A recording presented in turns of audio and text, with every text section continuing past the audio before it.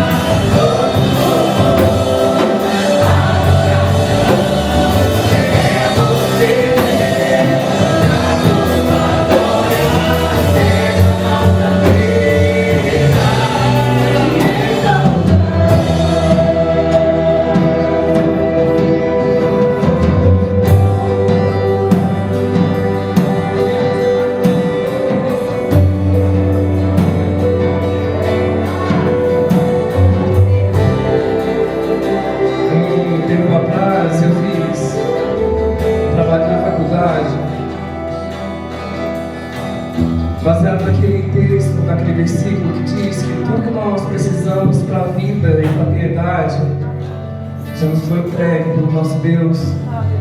O trabalho consiste em colocar uma semente dentro de uma caixinha, e na semente existe tudo que uma árvore precisa para viver, todas as partes dela. todas as forças que ela precisa, toda a sua natureza, tudo aquilo que ela é, está dentro daquela semente. E naquela mesma semana que eu ia entregar o trabalho, aconteceu na universidade de uma menina se suicidar.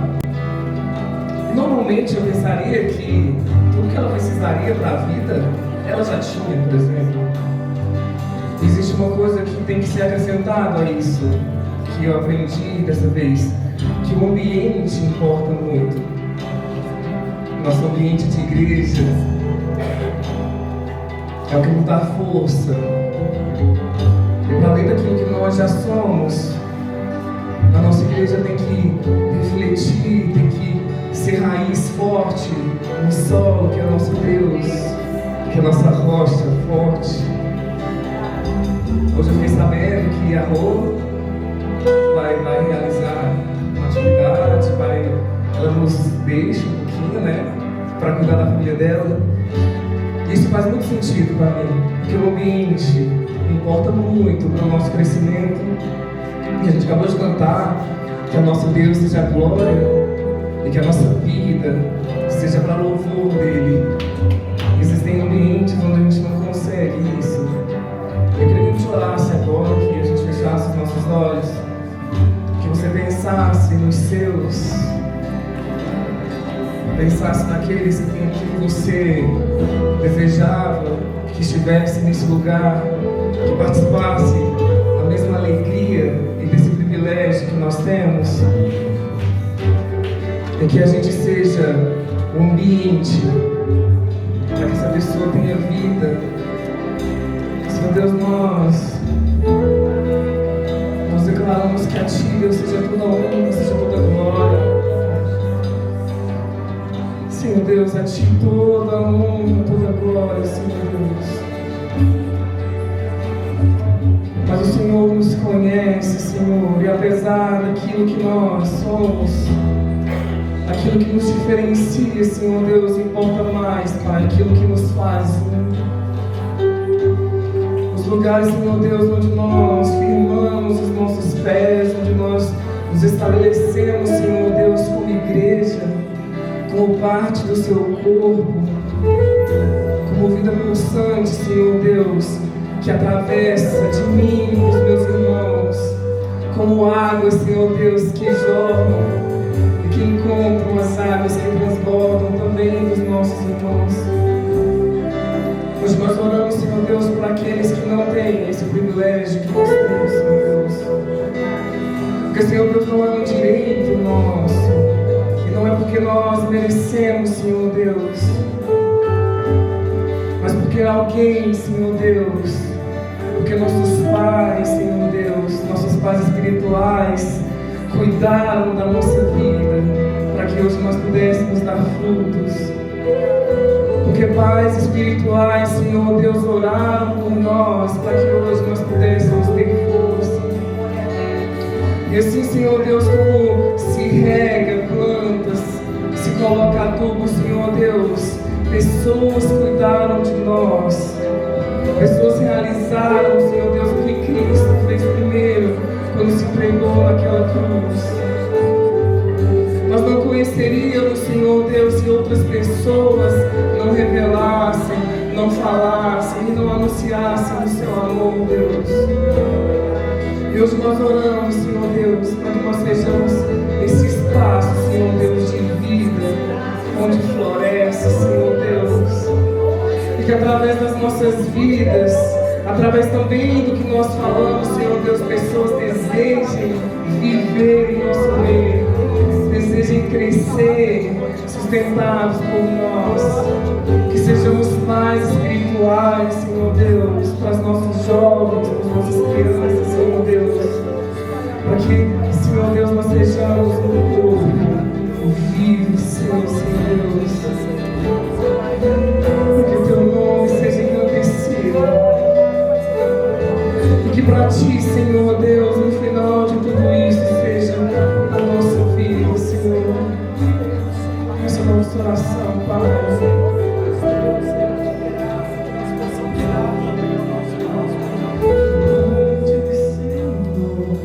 Seja agora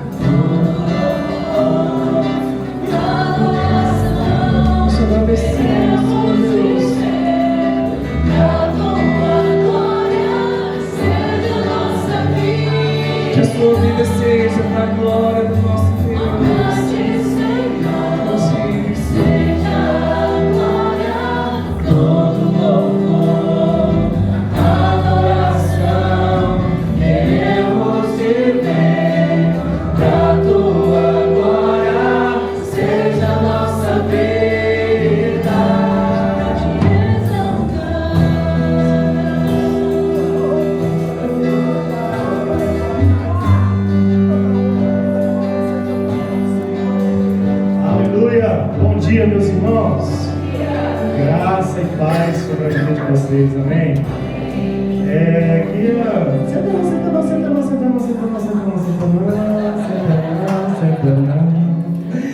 Meus amigos, eu queria relembrar só um pouquinho. Ontem a gente teve um momento muito bom, onde a gente conversou, discutiu sobre as questões da nossa casa. E eu queria fazer uma oração pela nossa vida financeira, pela saúde financeira de cada um de nós, sabe? Porque eu acredito que tudo que gira em torno da nossa vida, do nosso particular, do nosso ser, reflete na obra que nós fazemos para Deus, na casa de Deus, na nossa forma de demonstrar aquilo que Ele tem feito por nós. Então eu queria fazer uma oração para nós, sabe? Para a nossa saúde financeira, para que a gente consiga ser bons administradores de tudo aquilo que Deus tem colocado nas nossas mãos. E quando a gente entender isso, o nosso coração se torna grato de tal forma que a gente não contabiliza, a gente não faz conta, a gente não faz número, a gente simplesmente derrama gratidão, derrama generosidade, porque aquilo atingiu diretamente o nosso ser. Mas se a nossa vida financeira estiver doente, a gente dificilmente conseguirá então demonstrar tudo isso. Então a gente pode ler versículo, a gente pode botar de joelho, a gente pode abrir Bíblia, a gente pode fazer o que for.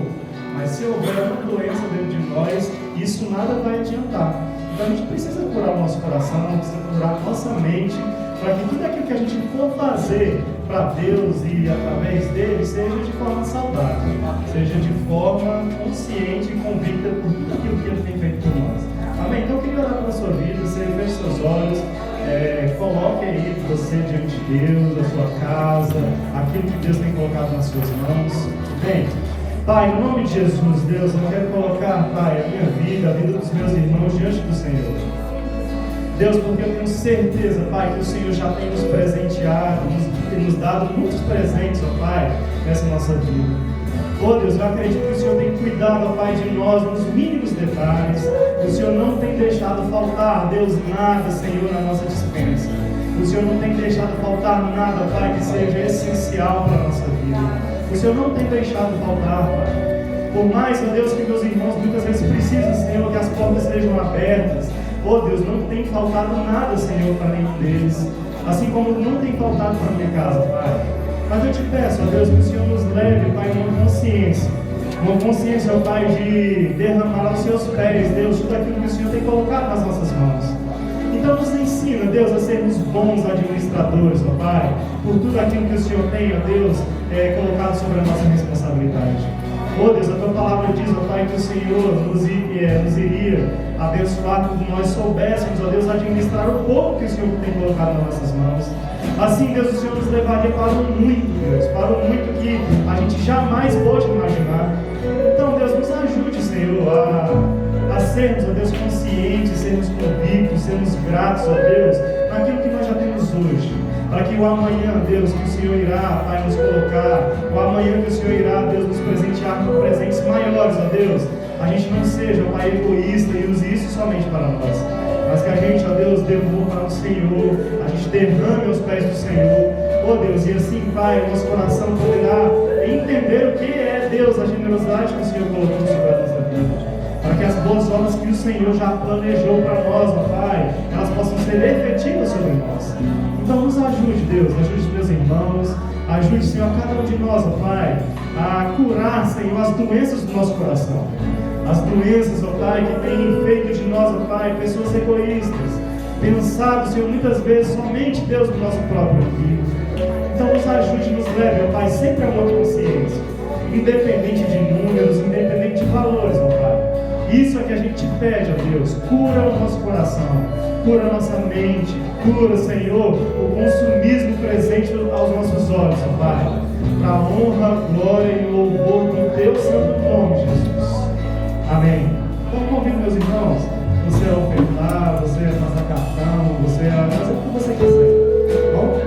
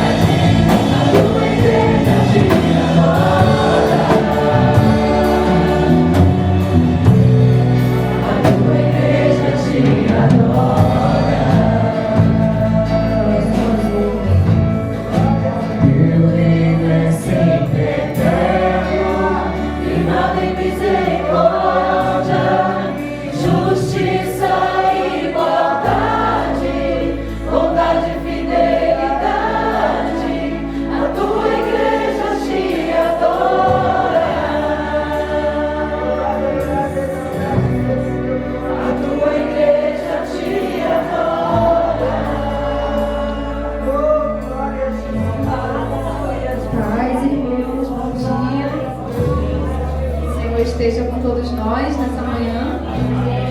E hoje eu vou falar aqui um pouquinho sobre uma oração, né, que a gente faz aí todo domingo aí pelo nosso amigo e que deve se estender por toda a semana, né?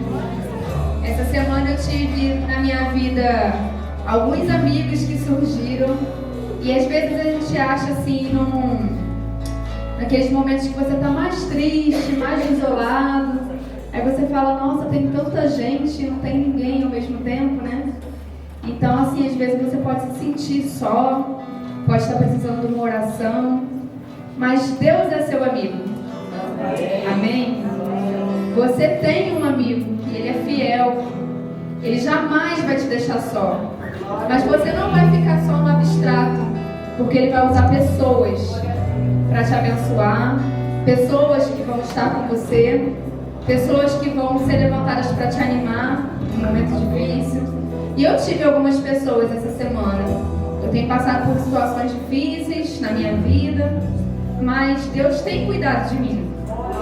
E assim como Ele cuida de mim, Ele vai cuidar de você também. Você crê nisso? Deus, na sua infinita bondade, arrumou alguma coisa, um trabalho para o meu sogro longe, e aí a minha sogra ficou a semana todinha comigo lá. Eu falei, nossa, Deus é bom demais, gente, que bênção. E ela sem saber que ela estava sendo assim, um incentivo, um ânimo para eu fazer uma comidinha, para a gente conversar um pouquinho. Aí Deus, tão bom, maravilhoso que Ele é, Ele tocou no coração da Cassinha, a Cassinha me procurou, Ana, vamos sair pra gente tomar um café? Aí eu falei, nossa, que legal, né? Eu falei, passei uma tarde agradável, maravilhosa, conversando, chorando, sorrimos. Isso é ser igreja, irmão. No mesmo dia, à noite, Carol mandou uma mensagem, amiga, como que você tá? Tô preocupada com você. Vou aí. Eu falei, precisa não, irmã, já são tarde já. Precisa não. Pois ela foi. E foi um momento maravilhoso, não foi, Carol? A gente sorriu, chorou, orou, né? E eu fiquei leve, passei a noite leve depois daquilo. Então Deus, Ele ama você. Ele cuida de você. E vai sempre ter alguém orando por você. Não esqueça disso. A gente acha que a gente está doando o tempo inteiro, mas na verdade a gente está recebendo. O tempo todo que a gente se dispõe, tem alguém se dispondo pela gente. Então, irmãos, não fique quieto. Se alguém lhe procurar querendo orar por você, se alguém quiser ficar perto de você, não feche as portas da sua casa, porque é o cuidado de Deus com a sua vida. Amém? Então, nesse momento, se disponha. Ore por alguém que esteja precisando de você. Porque quando você cuida do outro, Deus cuida da sua vida. Amém? Vamos orar? Senhor, nós não somos nada sem Ti, Senhor. Pai, quando nós somos pequenos, aí que o Senhor nos torna grandes, Senhor. O Senhor faz maravilhas na nossa vida. O Senhor faz com que nós sejamos amados, Senhor Deus. Oh, Pai, nos momentos de mais aflição, Senhor Deus, a gente vê o Seu cuidado, Senhor. Oh, Senhor, o Senhor nos rega, o Senhor nos poda. Senhor, o Senhor cuida de nós, Senhor Deus. E o que o Senhor quer é que a gente seja um jardim florido, Senhor. Que a gente que tenha vida, Senhor, dentro da gente. Que a gente floresça, Senhor Deus. Que a gente sorria, que a gente agradeça. A Carol essa semana me deu uma palavra, Senhor, e ela falou, você tem que ser grata. Todos os dias você vai acordar e você vai agradecer. Porque Deus é bom o tempo inteiro. Ele cuida de você. Então você vai agradecer pela sua casa, pela sua vida. Você vai agradecer porque você tem um alimento. Você vai agradecer por todas as coisas. Igreja, Deus é bom e Ele cuida de você. Ele cuida dos seus sentimentos. Ele cuida da sua casa. Ele cuida da sua vida. O tempo inteiro Deus é bom. Nos momentos de mais aflição, você não está sozinho. Deus está cuidando de você. Cuide de alguém também. Não fique você cuidando de você, olhando para você mesmo. Se preocupe com seu irmão, você pode fazer maravilhas na vida dele, Senhor. É uma palavra, é um abraço, é uma oração, é um carinho, é um dispor do coração. Senhor, obrigada, Senhor. Obrigada pelo cuidado. Obrigada, Senhor Deus, porque o Senhor não esquece de nós, Senhor Deus. O Senhor é misericordioso, Senhor Deus. E a sua misericórdia é infinita. O seu amor, o Senhor é bondoso, Senhor. Obrigada, Pai. Em todo tempo, Senhor Deus, o Senhor é muito bom. Obrigada pelo seu cuidado. Amém.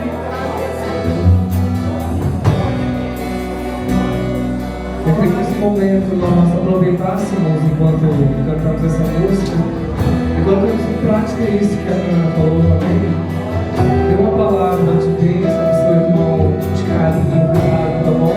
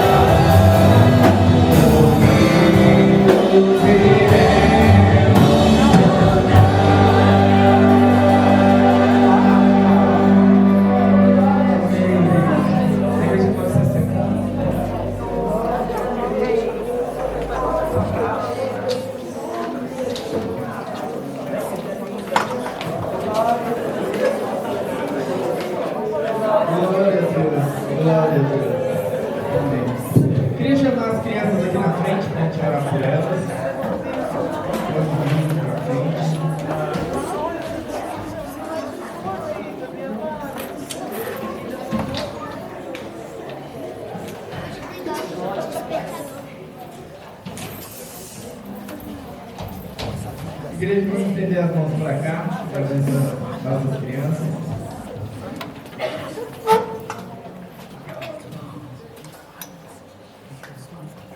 Vamos para cá. Deus, abençoe nossas crianças, Pai. Coloca a tua mão sobre elas, Pai. Ensina cada dia o caminho que elas devem andar, Pai. Que elas cresçam em sabedoria, inteligência, graça. princípios e caráter do Senhor, Pai. Que na nossa salinha, Pai amado, as professoras venham ensinar e ter a experiência do Senhor para passar para elas, Pai. Que a sabedoria, Pai amado, venha reinar nesse lugar, Pai. Em nome de Jesus, Deus. Amém. Podem ir. Tem alguém que nos visita hoje? Tem um visitante? Bom, sejam bem-vindos, tá? Essa é uma família pra gente, então se sintam à vontade para ficar, para visitar outras vezes, para se sentir em casa mesmo, tá bom? Isso aqui é para ser um lar, é para ser uma casa para todos nós, tá bom? Essa manhã, apresentar o cidadão que vai trazer a palavra hoje. Então, o criador que eu conheço desde quando ele nasceu. Afinal de contas, é meu irmão. Meu irmão de sangue mesmo. Ser pai e minha mamãe. Esse é um cidadão que tem ministrado aí desde criança. Nos últimos tempos ele já esteve no Rio de Janeiro, Minas Gerais e por aí fora, ministrando palavra, ministrando dança, ministrando vida. E tem edificado muitas vidas. E é alguém que edifica a minha vida também. Então, por isso, hoje foi convidado para estar aqui na nossa comunidade, compartilhando a palavra também. Vem deixar com ele, então, ele se apresenta, nome e tudo mais.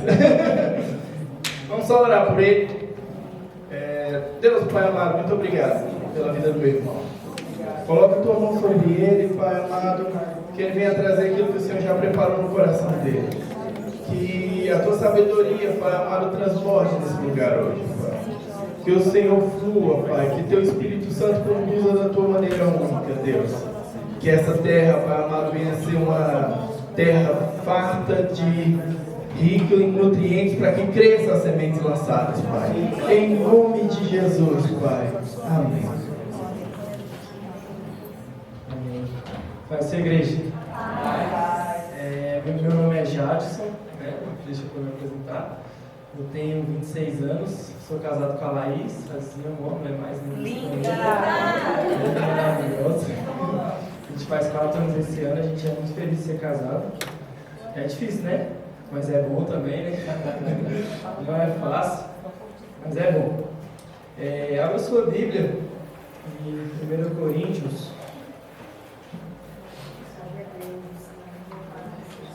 1 Coríntios, capítulo 11, a partir do versículo 17. Como hoje é um culto de ceia, eu queria ministrar sobre ceia. Primeiramente, queria agradecer o Jeff pelo convite. De verdade, fiquei muito feliz. Os pastores da casa também, agradecer a confiança.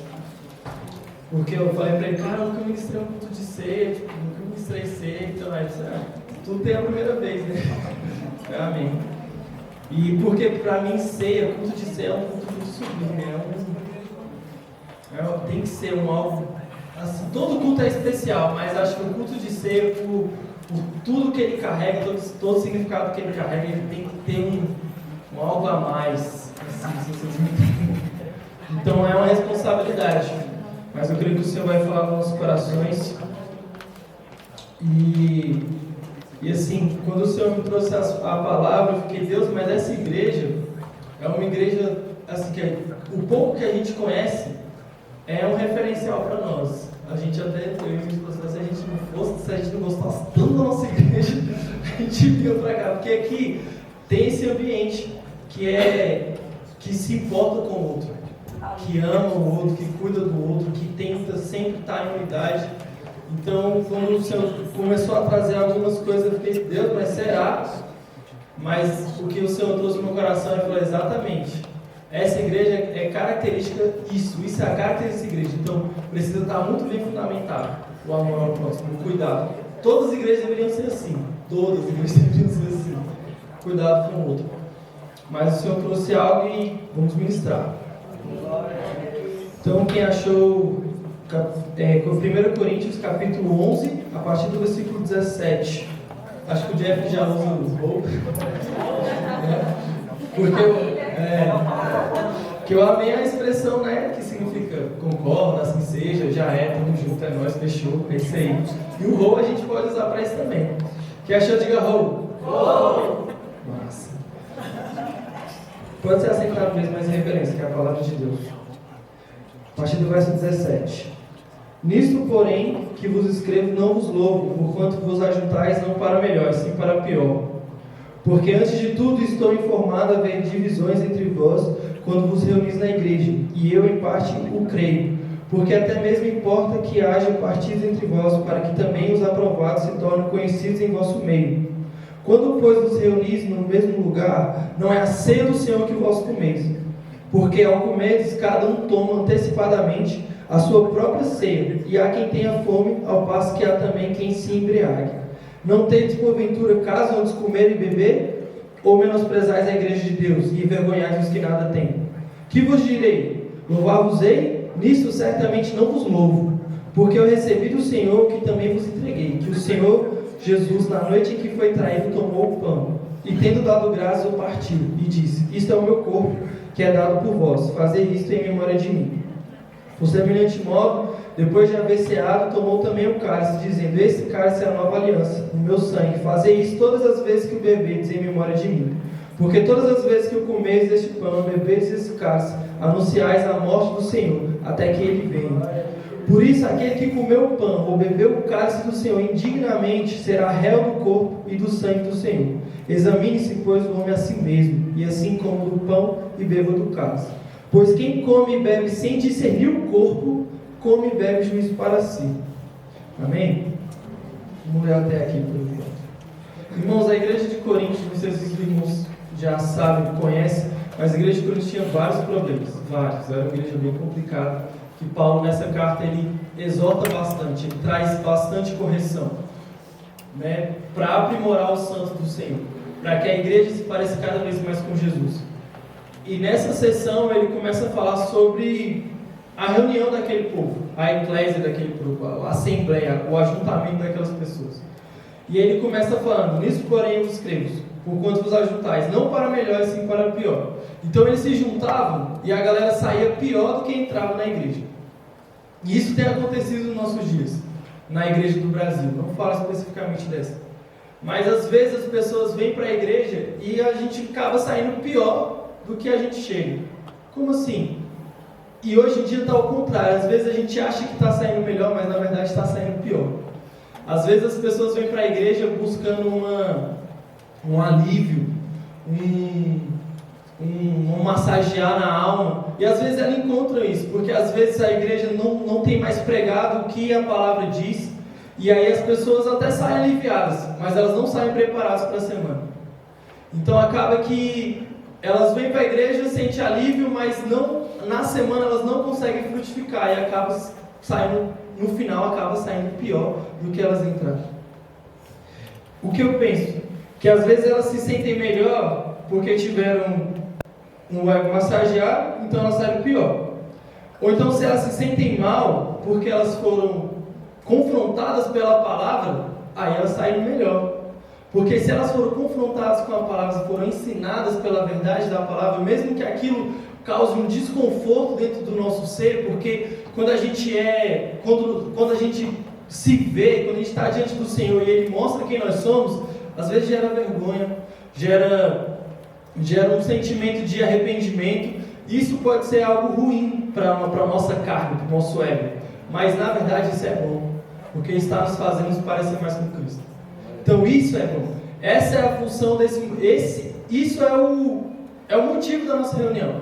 Nós viemos aqui na igreja para cultuar o Senhor, não para a gente cultuar nós mesmos, amém? Amém. Nós viemos aqui para receber uma direção do Senhor, para que a semana seja diferente, para que a gente consiga frutificar na nossa vida e na vida das pessoas. Então, mesmo que às vezes você se encontre com uma palavra que não é do seu agrado, saindo do púlpito, não, às vezes é isso que você está precisando. Às vezes é isso que a gente está precisando para a gente se parecer mais com Jesus e as pessoas reconhecer mais o reino na nossa vida. Então não seja resistente. Então não resista ao que o Espírito Santo quer nos ensinar. Fique aberto. Fala: Deus, o que o Senhor quer falar comigo nessa manhã? O que o Senhor quer falar comigo nesse culto? Eu quero ouvir. Eu quero ouvir. Porque se for de acordo com a palavra, mesmo que isso me gere um mal-estar, isso vai gerar fruto. Isso vai gerar fruto. e as pessoas vão receber e vai gerar vida. Porque é isso que a palavra, porque conhecereis a verdade vos libertará. Tipo, a gente se torna livre quando a gente se confronta com a palavra. E assim, às vezes acontece, parece o oposto, né? Porque, me sinto mal quando eu vi isso, mas isso está te libertando, então isso é bom. O mal que é bom, né? Então, que na verdade não é mal. Também a gente tem a situação de você vir para o culto mal mesmo e tal, precisando de uma palavra que você recebe, porque é a verdade também. Então eu não lembro de quem foi o pregador que disse, mas é um pregador famoso, antigo, que falava que a função da pregação é consolar o coração contrito, o coração aflito e confrontar o acomodado. Então, geralmente a palavra de Deus vai fazer isso. Se você está aflito, se você está triste, se as coisas do mundo tá te dando uma carga maior, aqui vai ser apresentado Jesus que fala: vem, vinde a mim todos que estáis cansados e sobrecarregados, e eu vos aliviarei. Glória a Deus. Mas também vai ter Jesus falando assim: quer vir após mim? Negue-se a si mesmo, tome a sua cruz e me siga. Então ele vai confrontar também, porque exige uma resposta ao amor de Jesus. A gente precisa corresponder a esse amor. Então isso, às vezes, demanda a ação da nossa parte que às vezes a gente não quer, porque a nossa carne não quer. A nossa carne quer o nosso bem-estar, nosso prazer. E a gente, então, nesse momento do culto, nós precisamos sair melhor do que entramos. E não necessariamente é paz na nossa alma. Não necessariamente é paz na nossa alma. Às vezes sair melhor do que entrou é sair agoniado. Sair tipo, meu Deus, eu tenho que fazer diferente. Meu Deus, eu tenho que ser diferente. Meu Deus, eu preciso ser um marido melhor para minha esposa. Meu Deus, eu preciso ser um funcionário melhor. Meu Deus, eu preciso ser um filho, um pai melhor. Então, nem sempre a paz que a gente às vezes fala que a gente precisa sentir quando vai à igreja, às vezes é o que a gente precisa. Às vezes a gente precisa disso. E eu sinto muito isso que às vezes quando eu vou na igreja. Eu vou no domingo e às vezes a palavra, né, é só porrada e eu fico assim, meu Deus, eu quero sair logo da igreja. Não é porque está ruim, mas eu quero sair logo para colocar em prática aquilo que eu estou aprendendo. Então isso é sair melhor. Então as nossas reuniões, nós precisamos sair melhor do que entramos. E às vezes não é na alma que a gente sai melhor, mas é no entendimento para que a gente consiga praticar aquilo que a gente aprendeu. Amém? Amém. Versículo 18. Porque antes de tudo estou informado a haver divisões entre vós quando vos reunis na igreja e eu em parte no campo. Então Paulo começa a falar que existia divisões naquele povo, que existia briga, existia treta naquele povo. E aí eu quero falar um pouco sobre isso. Que essas divisões na igreja de Corinto, muito se dava por causa do poder aquisitivo, poder econômico. Então uns tinham muito, outros não tinham muitos, e aí aconteciam essas divisões, às vezes por problemas, por maledicências, né? Pessoa com raiva de outro porque falou que não devia, enfim, vários problemas. E aí eu penso que qual a postura do cristão? Se a gente pode ter essas divisões ou não, se a gente pode não gostar de alguém ou não, se a gente pode odiar alguém ou não. Então nós vamos para a palavra e a gente aprende e entende que nós não podemos odiar ninguém. Às vezes pode até não gostar de alguma coisa, mas odiar nós não podemos. Abra sua Bíblia em 1 João capítulo 3. Não, desculpa. 1 João capítulo 4. Capítulo 4, versículo 20.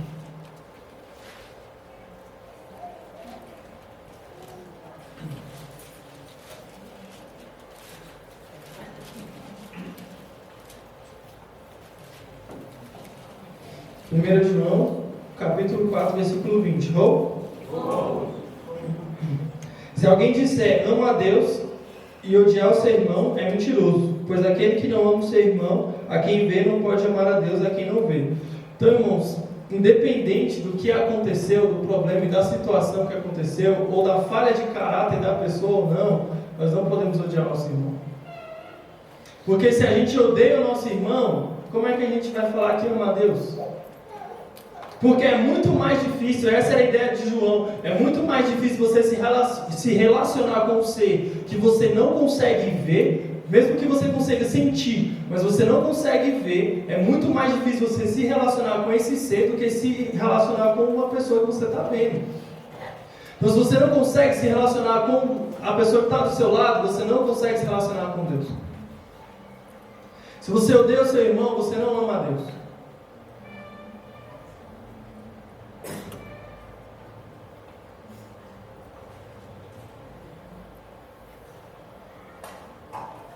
Em outro texto, que é 1 João 3,15, fala: quem odeia o seu irmão é assassino. E vários outros textos. Tem outro texto que fala que quem não ama o irmão está na morte, ainda não está na vida. Porque isso é característica das pessoas que não conhecem Jesus. Ah, fulano fez uma coisa que eu não gostei. Aí já, fecha a cara. Odeio essa pessoa, odeio essa pessoa, odeio essa pessoa. Então trabalha com essa questão do ódio muito forte. É muito fácil odiar. Se alguém não faz algo que você gosta, você já odeia. Se alguém apresenta uma falha de caráter, você já odeia. Enquanto a nossa função é amar, cuidar, mostrar algo diferente, dar outra face. Porque é isso que Deus fez conosco. Porque essa é a ideia. Como Deus se relaciona conosco, nós precisamos manifestar esse relacionamento para o outro. Então, Deus viu a gente, viu o nosso pecado, viu as nossas falhas de caráter, e não falou assim: eu odeio você. Não. Ele viu e ele falou: eu amo você, eu te amo, e vou dar o meu filho por você, para restaurar esse relacionamento. Então, assim nós temos que ser com o outro. Em vez de, por causa de falhas e problemas, odiar, nós precisamos amar. Nós precisamos amar. Ouvindo um pastor do Rio de Janeiro, o pastor Neil Barreto, não sei se vocês conhecem, e ele fala muito sobre essa parte do ódio, que, assim, ele fala que como o amor ao próximo se relaciona no mandamento que Jesus fala: ama o próximo como a si mesmo. Então, se você não ama, se você não está bem, se você não está resolvido consigo mesmo, você vai odiar o seu irmão. Então, se você não ama você mesmo da forma que Jesus quer que a gente se ama, você vai ter problema com o outro. Porque às vezes a falha do outro te incomoda tanto porque você vê a sua falha nele. Então isso gera um confronto em nós. Ah, fulano fala demais. Às vezes você fala demais. Ah, fulano é mentiroso. Às vezes a gente é mentiroso. Entendeu? Então, às vezes, a falha do outro incomoda tanto a gente porque é a nossa falha. Então, nós precisamos nos resolver. Precisamos entrar no nosso quarto, fechar nossa porta, ter um momento de relação com o Senhor, de intimidade com Deus, para a gente se entender, se amar, e a gente vai para o mundo e a gente consegue amar o outro. E a gente vai estar mais suscetível a amar o outro. Enquanto a gente não está resolvido, a gente treta com o outro.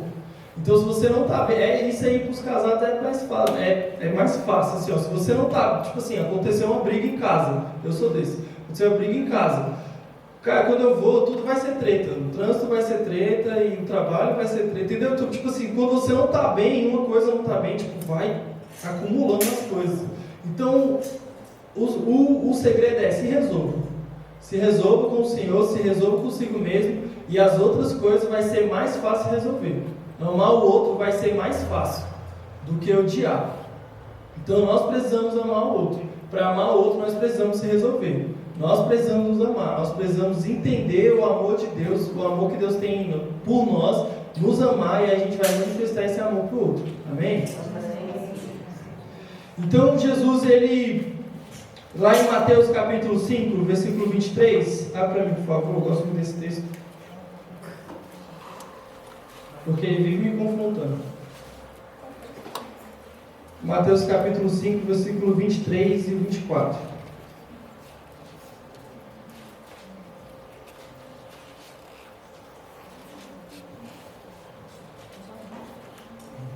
Ou não. É Mateus 5, capítulo 5, versículo 23.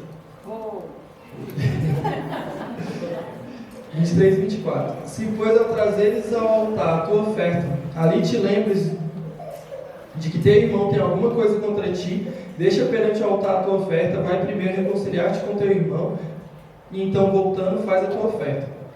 Esse texto sempre me confunde. Se eu tenho um problema com seu irmão, e você vai fazer alguma coisa para o Senhor, cancela. Vai se resolver. Vai se resolver. Vai conversar. Vai pedir perdão. Irmãos, eu queria que vocês pensassem nas tretas que eu falei que a gente tem com os irmãos, nos problemas que a gente tem. Não pensa só nos irmãos da igreja. Porque quando a gente está na igreja, às vezes a gente fecha o pensamento para cá. Mas pensa na sua casa, no seu trabalho, no seu chefe, na sua esposa, no seu filho, no seu vizinho, na mulher do salão. Enfim, no ambiente onde você se relaciona. Com as pessoas que você se relaciona. No cliente, no chefe, enfim. Então, se você tem um problema com alguém, algo que você está preso àquilo, cara, não vem ofertar ao Senhor. Isso é de qualquer forma. Seja ministrar a palavra, seja ministrar o louvor, seja dar oferta de dinheiro, seja fazer qualquer atividade. Porque qual é a primícia? A primícia é de 1 João 4:20. Se você não está bem com o seu irmão que você vê, você não vai estar bem com Deus que você não vê, cara. Essa é a primícia. Então não vai adiantar. Assim, Deus pode te usar como instrumento, porque Ele usou até uma mula, né? Mas o Senhor se preocupa com você. Além de te usar, Ele quer estabelecer um relacionamento com você, conosco. Então, Ele quer que seja estabelecido um relacionamento de pureza. Então, se tem alguma coisa errada, Deus não está ali. Não, Deus não está ali. Um pouco de fermento leveda toda a massa.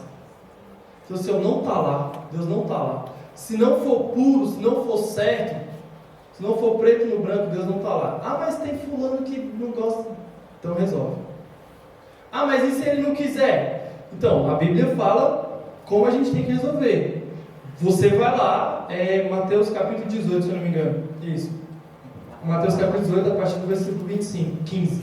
Você vai lá e conversa com o seu irmão. Se ele aceitar o pedido de desculpa, se ele aceitar a resolução, massa, você ganhou o irmão.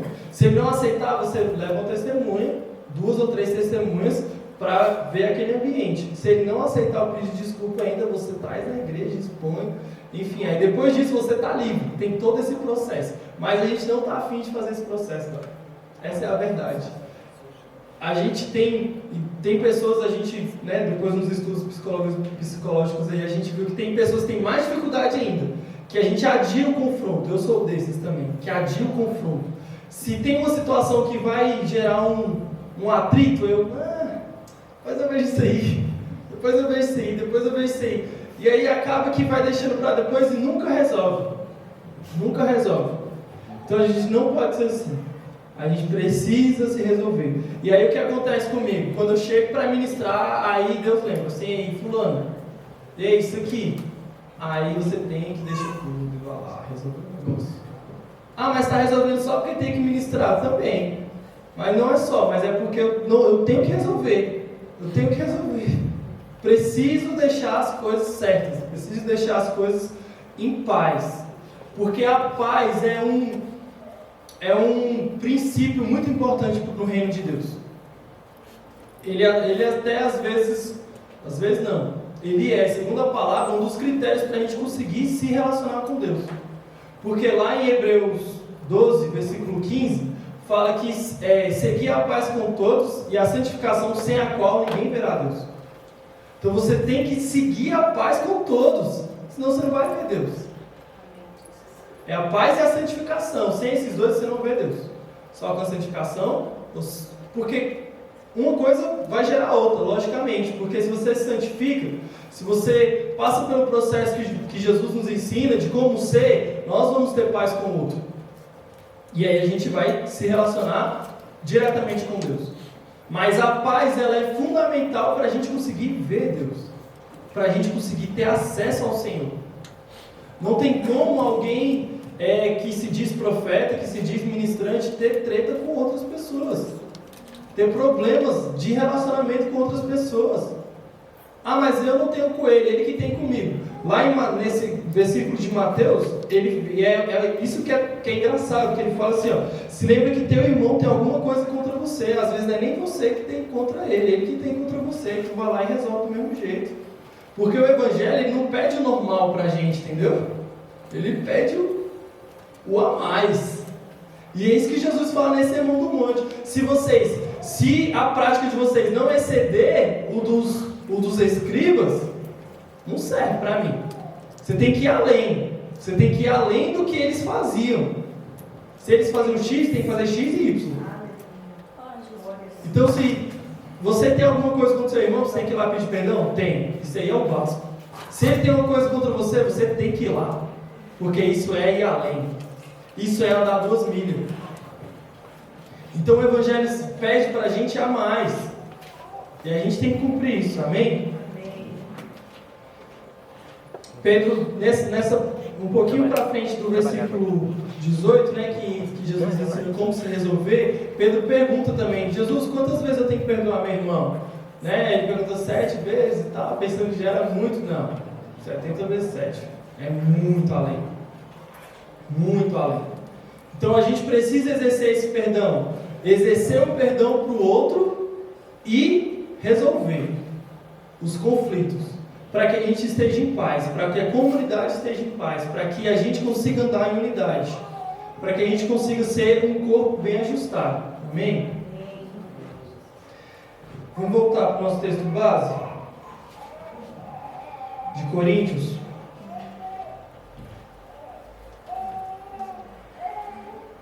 Versículo 19. Porque até mesmo importa que haja partido entre vós, para que também os aprovados se tornem conhecidos em vosso meio. Então, Paulo fala assim, ó, é bom que tenha as tretas, os problemas, porque aí dá para saber quem é quem.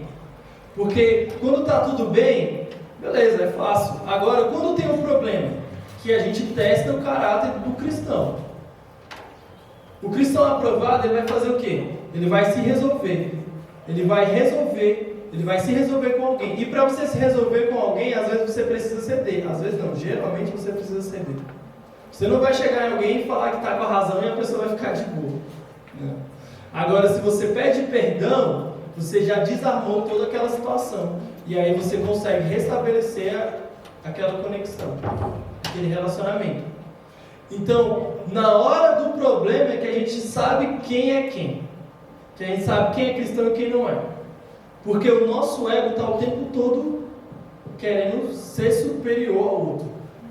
Ele quer o tempo todo que a gente seja superior, que a gente saia por cima da situação.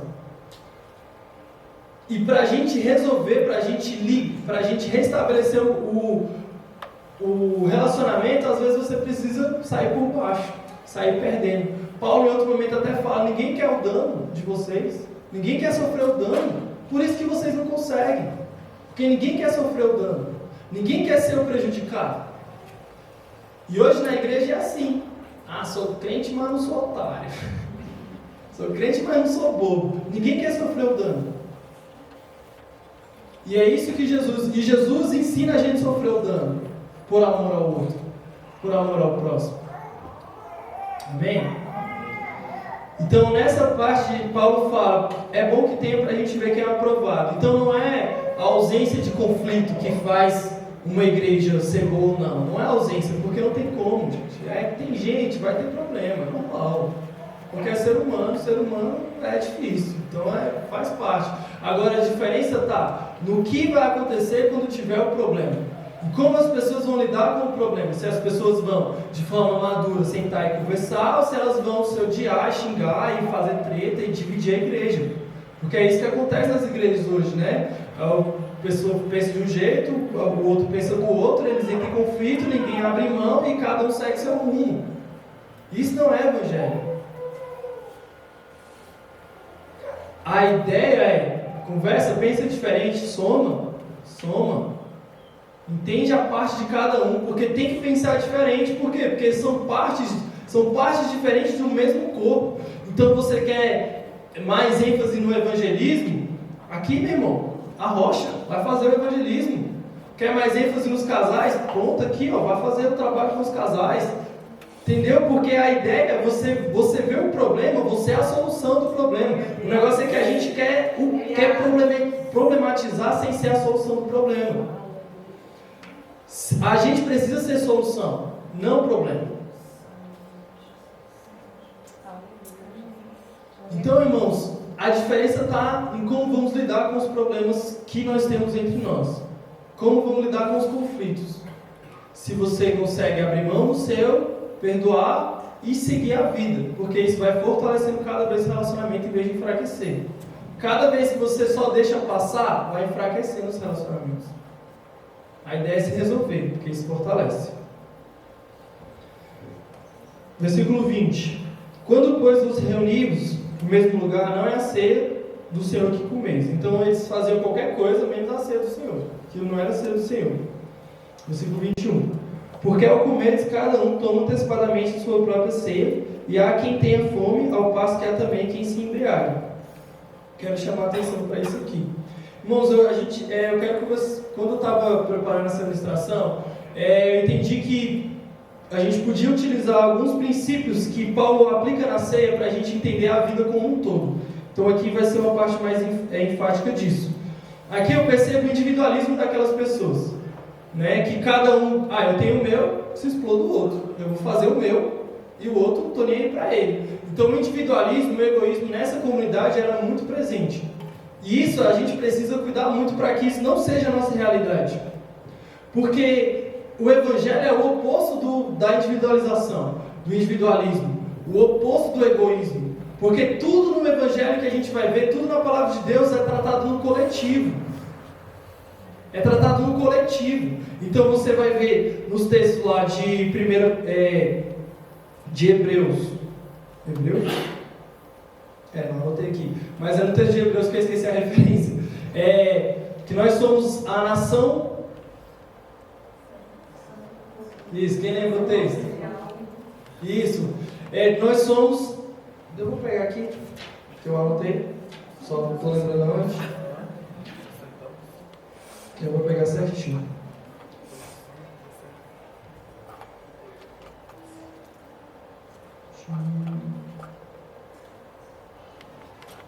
Aqui, achei. Que é 1 Pedro 2,9. Vós, porém, sois raça eleita, sacerdócio real, nação santa, povo de propriedade exclusiva de Deus. Então, vós, porém, sois. Vós, nós. Lá em Mateus fala que nós somos o sal da terra. Vós, plural, são o sal da terra. Vós são a luz do mundo. Então, plural. Eu não sou igreja. Você não é igreja. Nós somos igreja. Eu não sou a noiva. Nós somos a noiva.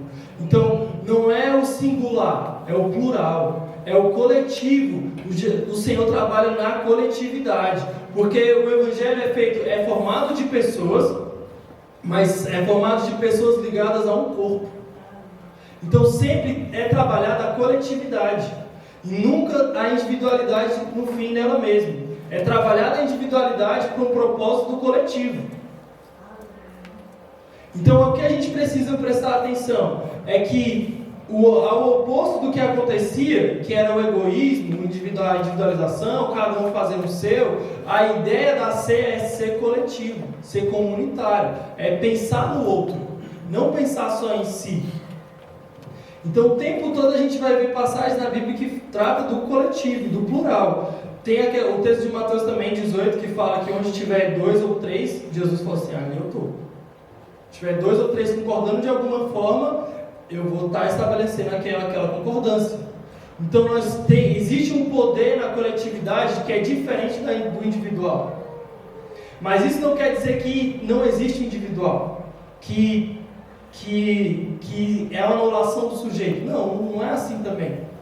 Mas é entender que é trabalhado o indivíduo para o propósito do coletivo, propósito do reino. Então as pessoas em si, como indivíduo, precisam funcionar bem? Precisa. Porque ela é uma engrenagem num todo.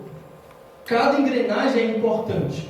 Cada engrenagem, cada parte desse corpo é muito importante para o corpo funcionar bem, para o corpo cumprir o propósito nessa terra, que é manifestar o reino de Deus para as pessoas.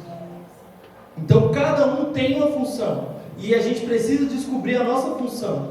Então a gente precisa estar bem resolvido, entendendo que o Espírito Santo habita dentro de nós, que nós temos o Espírito Santo que, cara, tipo assim, a força suprema do universo habita dentro de nós. Lá em Coríntios, Paulo fala: não sabeis que sois templos do Espírito Santo? O Espírito Santo habita dentro de nós, então a maior força do universo está dentro de nós. Lá em Filipenses, Paulo fala que ele efetua o querer e o realizar em nós. Então, até a vontade Deus colocou em nós. Então, tudo que nós precisamos está dentro da gente já. Para o indivíduo funcionar, tudo já está lá. Já está dentro de nós. Às vezes, a gente não consegue funcionar bem porque as coisas ao redor, tipo, invadem a nossa mente e começa a colocar uma negatividade, falar assim: você não consegue, você não pode, você não vai dar conta. Não, o Espírito Santo habita dentro de nós. O maior que está em nós que ele que está no mundo. Ele dá o querer e o realizar. Então, se deu uma vontade em você de fazer a faculdade de medicina, estuda, você vai conseguir. Você quer trabalhar com isso? Se esforça que você vai conseguir. Por quê? Porque isso vai ser bênção. Entender o reino de Deus não é entender só a igreja. É tipo, sei lá, 2% da comunidade cristã é chamada para o púlpito. O resto, todo o resto do corpo é chamado para o mundo aqui, ó. Para ativar as várias esferas da sociedade. Então nós precisamos de médicos que fazem medicina com qualidade. Nós precisamos de políticos que fazem política de verdade. Nós precisamos de advogados, de professores, de todas as pessoas das esferas da sociedade. Nós precisamos de pessoas que vão ser bênção. Então isso é reino. Isso é reino. É entender que é além de só a igreja, além do ambiente religioso. Porque ser cristão é ser um cidadão completo. Ser uma pessoa que funciona e funciona bem onde ela está inserida. E eu sempre lembro do texto da grande comissão, né, que Jesus fala: ide pelo mundo e pregar o evangelho. No grego, a gente vai ver que esse ide tem um formato que no nosso português seria meio que um gerúndio, né, que seria indo pelo mundo, pregue o evangelho. Enquanto você está indo, enquanto você está vivendo, enquanto você está estudando, enquanto você está trabalhando, enquanto você está no cabeleireiro, enquanto você está vivendo, você está pregando o evangelho. Você está manifestando o evangelho. Então, por isso que cada indivíduo precisa funcionar. Precisa. Mas é entendendo que ele não é o dono do mundo. Que ele não está no centro do universo. Que tudo tem que servir a ele. Não. Não é essa a ideia. O evangelho acaba no outro. O foco e a ênfase do evangelho é: te forma, te salva, te transforma, faz a sua vida melhor. Para quê? Para o outro. Para você manifestar para o outro.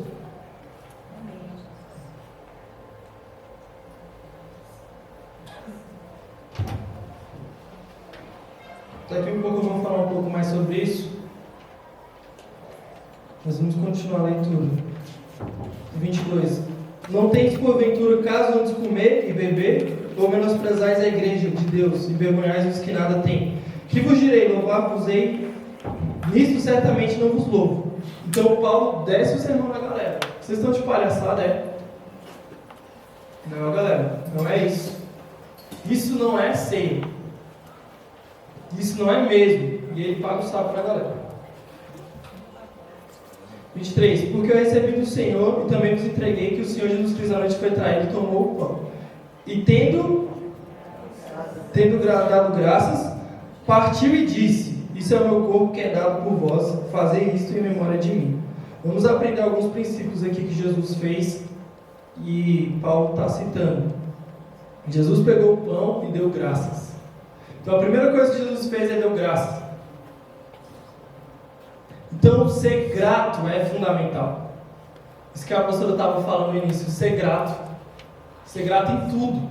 Em tudo dai graças. Então ser grato é fundamental na nossa vida. você recebe a provisão, ou seja, Jesus pegou o pão, a provisão, e deu graças.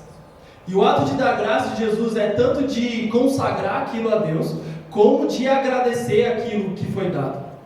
Então, dar graças estabelece altar. Dar graças estabelece um altar. Quem deu aquilo? Quando você não dá graça, a gente é tentado a fazer o que a gente conseguiu. E aí, dá tudo errado. Porque aí, se a gente está num lugar que era para Deus estar, está errado. Então, dar graça estabelece o altar, devolve o altar ao Senhor, fala: Deus, o Senhor me deu esse salário, eu sou grato, muito obrigado pela provisão da minha casa. Senhor, muito obrigado pelo meu casamento. Senhor, muito obrigado pela minha família. O Senhor me deu, o Senhor me deu, o Senhor me presenteou. Então isso coloca o Senhor no lugar dele, primeiro de tudo. Então dar graças é fundamental. Fundamental, fundamental. A segunda coisa que ele fez foi, dando graças, partiu. Jesus partiu o pão. Ele compartilha o que foi dado, o que foi recebido. Então, Jesus ele faz o oposto do que essa igreja estava fazendo, que era só o dela. Essa comida é minha, eu vou comer o meu. Jesus fez o quê? Compartilhou, partilhou. Ele deu para alguém aquilo que ele estava recebendo. E essa parte de dar, de entregar, é a verdade do Evangelho. Porque se o Evangelho acaba no outro, então eu preciso passar para o outro alguma coisa que eu estou recebendo. Né? Meu pastor ele sempre fala isso para a gente, né? A gente congrega, eu e minha esposa, a gente congrega na igreja Vivo por Ti, lá na Samambaia, com o pastor Anderson Silva. E aí ele fala muito sobre isso, que tem pessoas que dormem melhor porque você existe. A vida de alguém é melhor porque a sua vida existe. E isso para a gente é um confronto e é um incentivo. Se eu preciso fazer a vida das pessoas melhor. Se Deus me abençoou com alguma coisa, se Deus me abençoou com um dom, com um talento, com dinheiro, com alguma coisa, eu preciso compartilhar isso. Eu preciso fazer a vida do outro melhor. Se você enxerga e vê algum problema, você vai lá e resolve. Por quê? Porque você vai fazer a vida do outro melhor. Então a função do Evangelho é compartilhar essa vida. Compartilhar aquilo que nós temos recebido.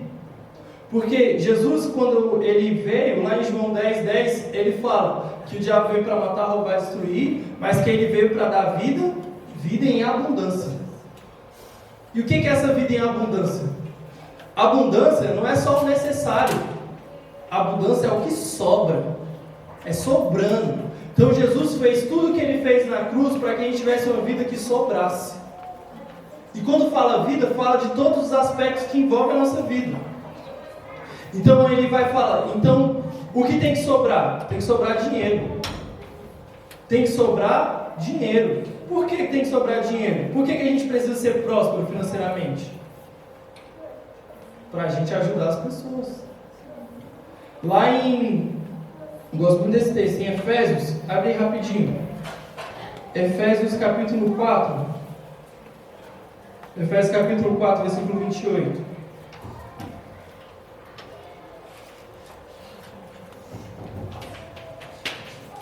Aquele que furtava, não furte mais. Antes trabalhe, fazendo com as próprias mãos o que é bom, para que tenha com que acudir ao necessitado. Então esse é o motivo do nosso trabalho.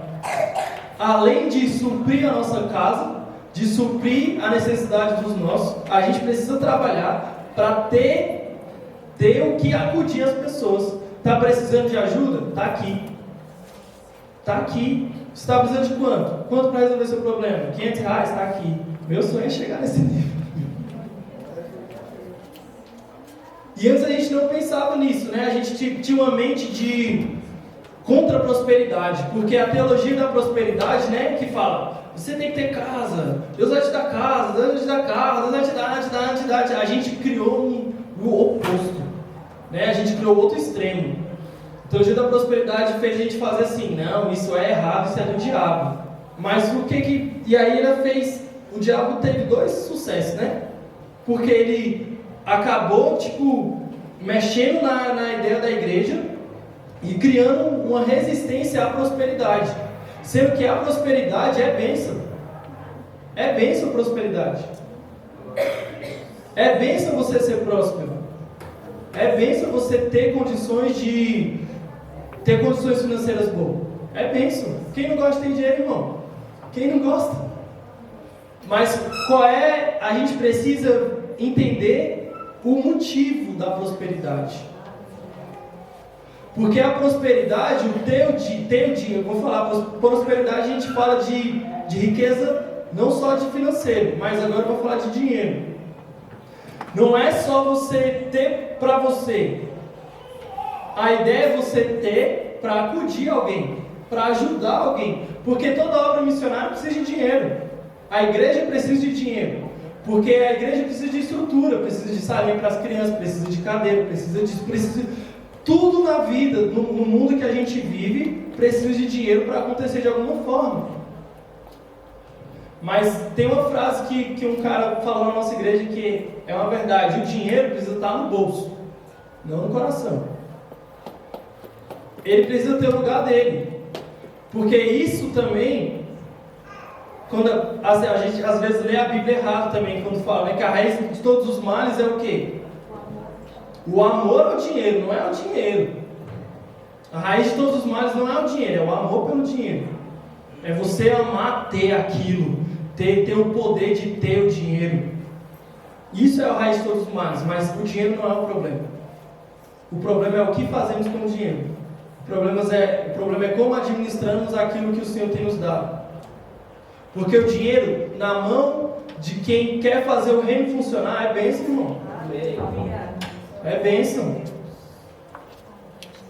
Nosso pastor, ele tem um projeto de recuperar o corpo dos homossexuais que fizeram cirurgias. Então, o cara fez a cirurgia e colocou a mama. Aí foi para a igreja, se converteu, aceitou Jesus, quer mudar de vida. E aí, mas tem uma mama, como é que faz? É caro para tirar. Quanto que é? O dinheiro? Toma, pronto. Restaurou a vida de novo da pessoa. A dignidade foi devolvida. Então, irmãos, o dinheiro, ele está a serviço do reino.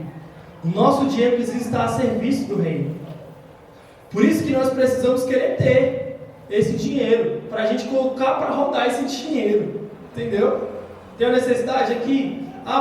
Irmãos, a gente quer fazer, a gente quer fazer um parquinho para as crianças. O dinheiro está aqui. A gente quer cuidar dos moradores de rua. Mas precisa de dinheiro para alimentação, roupa, tudo isso, estrutura. O dinheiro vem de onde? Vem da gente, irmão. Vem da gente. Então Deus quer fazer a gente próspero mesmo, para a gente conseguir entender que a gente precisa cuidar do outro. E cuidar do outro não é só ação. Você pode cuidar do outro também financiando as missões. Então antes a gente não pensava em ser próspero, mas hoje a gente quer. Hoje a gente quer ter dinheiro. Não para ser rico e ostentar, mas para movimentar o reino. Viabilizar a vida das pessoas. Possibilitar a vida. Compartilhar a vida. Porque foi isso que Jesus garantiu para a gente na cruz. Vida em abundância. Então a vida precisa sobrar. Eu preciso ganhar dinheiro para cuidar da minha casa e sobrar para eu cuidar dos outros. E aí tudo isso vai envolver também a administração, o egoísmo. Por que não sobra? Porque às vezes a gente gasta demais, né, irmão? Gasta demais em coisas desnecessárias, no cartão e outras coisas mais. Então tudo isso a gente precisa aprender para a gente conseguir servir o outro. Às vezes a gente pode ser a solução da vida do outro, mas a gente não pode ser porque a gente está atolado de dívida. As pessoas às vezes ganham bem, mas não conseguem ser bênção para o outro porque está atolado de dívida. Tem que pagar isso e aquilo outro e agora? Agora já não é mais, né? Então você quer ser próximo? Dá o dízimo, dá a oferta, porque você precisa plantar para colher. Paga as suas contas, paga as contas. E aí você vai ter para compartilhar com o outro. Amém? Te acelerando, porque eu acho que meu tempo já está dando já. Continuando o texto, e aí aqui eu já quero entrar na ceia. Isto é o meu corpo que é dado por vós, fazei isto em memória de mim. Então Jesus, ele parte o pão e fala, isso aqui é o meu corpo que é dado por vocês. Então nós recebemos o corpo de Cristo. Jesus, o Senhor, pela misericórdia dele, nos entrega o seu Filho para morrer em nosso lugar. Ele morreu a nossa morte. Era para a gente morrer, e ele morreu. Conversando com uma adolescente esses dias, ela nasceu na igreja e tal, e fez muitas besteiras recentemente. Aí falando, e ela me chama de pai, que era uma ex-aluna minha. Assim, ai pai, eu quero, às vezes me dá vontade de morrer. Me dá vontade de morrer. Porque eu vejo tudo que eu fiz de errado e fico, meu Deus, como é que eu fiz tudo isso de errado? Me dá vontade de morrer. Eu falei para ela, filha, você não precisa morrer, porque já morreu no seu lugar. E o diabo quer isso. Quer que a gente morra de novo, uma morte que já foi paga. Jesus morreu na cruz por nós. Ele morreu a nossa morte para que a gente tivesse vida. Amém?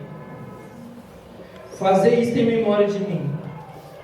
Então a ceia, para nós protestantes, ela é um memorial. Nós fazemos ela como símbolo para a gente lembrar do que Cristo fez na cruz. Não é algo banal, mas é algo que tem extrema importância porque lembra do que Cristo fez. E o que Cristo fez? Nos tirou de uma situação de inimigos de Deus, de filhos da ira, que lá em Efésios 2 fala, e nos tornou filhos de Deus, amigos. Então Jesus, com o sacrifício dele, nos dá uma condição de existência que antes era impossível. Hoje nós podemos ter acesso direto ao Senhor. Porque semelhante modo, depois de haver ceado, tomou também o cálice, dizendo, este cálice é a nova aliança no meu sangue, fazei isso todas as vezes que bebeis em memória de mim. Então, o sangue de Cristo estabelece a nova aliança. Que nova aliança? É a possibilidade de se relacionar diretamente com Deus. Na antiga aliança existia um sacerdote que entrava uma vez no ano e apresentava o sacrifício do povo ao Senhor.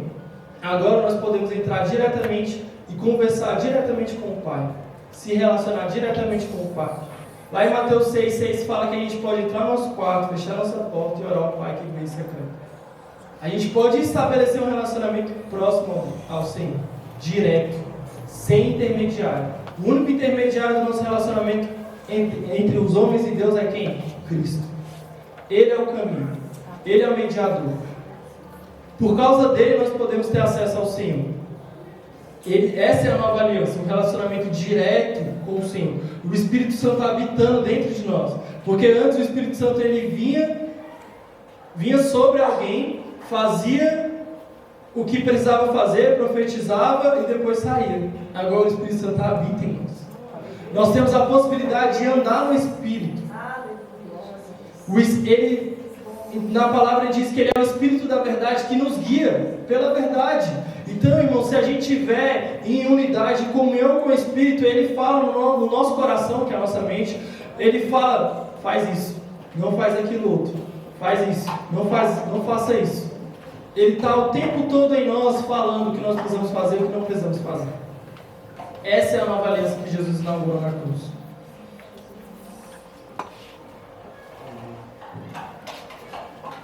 Porque todas as vezes que bebeis desse cálice, comeis desse pão, bebeis desse cálice, anunciais a morte do Senhor, até que Ele venha. Por isso que aquele que comer o pão, beber do cálice indignamente, será réu do corpo do Senhor. Examine-se, pois, o homem a si mesmo, e assim coma do pão e beba do cálice. Pois quem come do pão, sem discernir do corpo, come e bebe juízo para si. Irmãos, é muito importante a ceia do Senhor, e é sério. Por isso que aqui fala, examine-se, pois, o homem a si mesmo, e assim coma o pão e beba do cálice. Antes eu pensava que o beber, que o examinar, o homem precisava pensar sobre os seus pecados. Sobre, será que eu estou em santidade para tomar da ceia do Senhor? Será que eu não pequei essa semana? Tipo, eu pensava assim, cara, que eu pequei essa semana? Será que eu posso tomar ceia? Antes eu ficava nessa viagem, às vezes os irmãos também podem ter. Mas aqui não fala sobre isso. O pecado aqui não é o pecado do indivíduo. Isso a gente aprendeu com o nosso pastor também. O pecado aqui está no versículo 29. Pois quem come e bebe sem discernir do corpo. Então o pecado é não discernir do corpo. O pecado é você ter problema com o outro.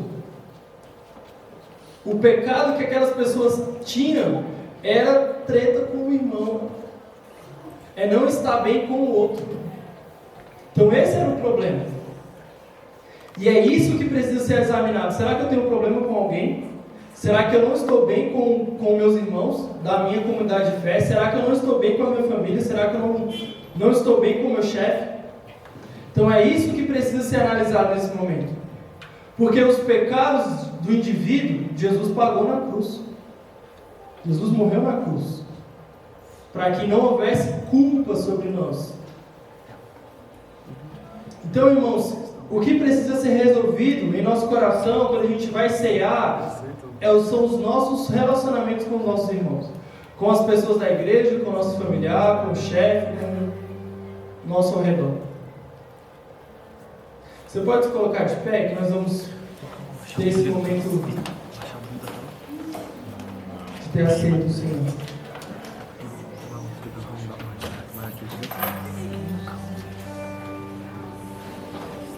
Aqui na igreja tem um costume muito top, a gente acha muito legal como se celebra a ceia aqui, que se compartilha o pão. Então nós vamos orar, nós vamos dar graças pelos elementos, pelo pão e pelo suco de uva.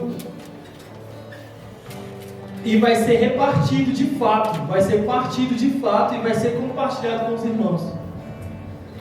Porque a ideia é você compartilhar com o outro o Evangelho. Não é você celebrar sozinho a salvação. Porque a salvação começa em você e termina no outro. Essa é a ideia, que a ceia precisa celebrar também. Por isso que o pão vai ser compartilhado. Deus, nós apresentamos os elementos, Pai. Damos graças, Senhor, por essa oportunidade que temos de estarmos nesse lugar e celebrar, Senhor, a ceia que o Senhor instituiu. Celebrar, meu Pai, a sua morte e a sua ressurreição naquela cruz, Pai. Porque essa morte é o que nos dá vida hoje, que nos possibilita existir, que nos possibilita compartilhar, meu Pai, com o nosso irmão. Então nós damos graça, meu Pai, nós somos gratos pelo seu mantimento, nós somos gratos, Pai, por esse mantimento espiritual que nos sustenta, Pai. Nós somos gratos, Senhor. Então nós queremos agora compartilhar o pão com nossos irmãos, Senhor, em nome de Jesus. Pode ir compartilhando o pão.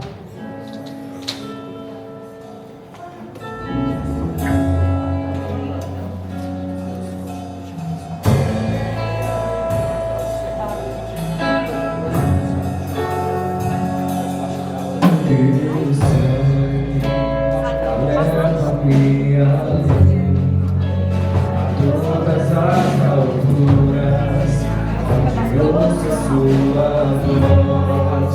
Fala de tua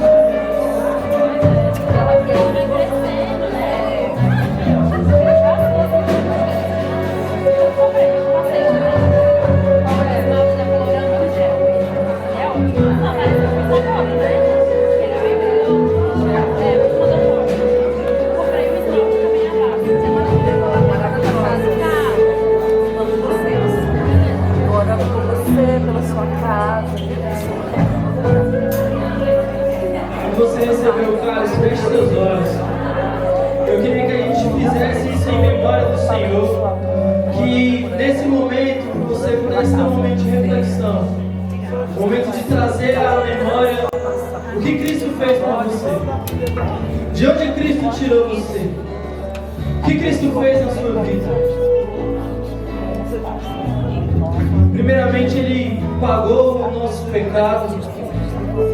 Era para nós termos morrido naquela cruz. Era para a gente hoje ter morte, ter uma vida totalmente destruída. Mas por causa do sacrifício que Ele fez naquela cruz, hoje nós podemos ter vida. E vida em abundância. Então eu queria que você tirasse alguns minutos de reflexão. Alguns minutos de trazer na sua memória o que Cristo fez, como Cristo nos ama, como o Senhor manifesta o amor dele através do seu Filho morto naquela cruz,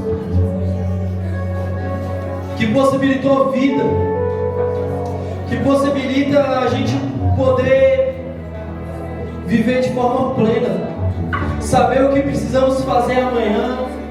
Temos uma casa para voltar, temos uma família para chamar de lar. Tudo isso são bênçãos e graças que foram conquistadas na cruz.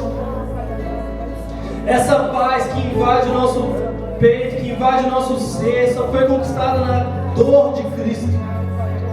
Ele levou sobre si nossas dores, nossas enfermidades. Então hoje nós podemos ter saúde, hoje nós podemos ter gozo, nós podemos ter alegria, nós podemos ter paz. E mesmo nos momentos de dor, mesmo nos momentos de dificuldade, de tribulação, Ele prometeu estar conosco.